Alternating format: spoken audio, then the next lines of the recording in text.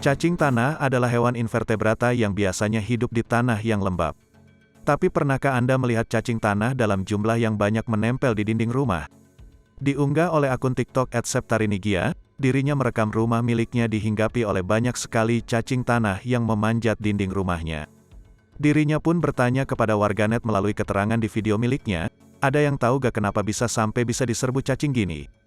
Tak disangka banyak warganet yang menjawab di kolom komentar, namun dengan jawaban yang lucu dan tak masuk akal. Seorang netizen berkomentar, pada gatel-gatel katanya kena rumput. Ada juga seorang netizen menulis, biasanya pertanda gempa, gue pernah baca di buku, tapi bukunya gue yang tulis sendiri.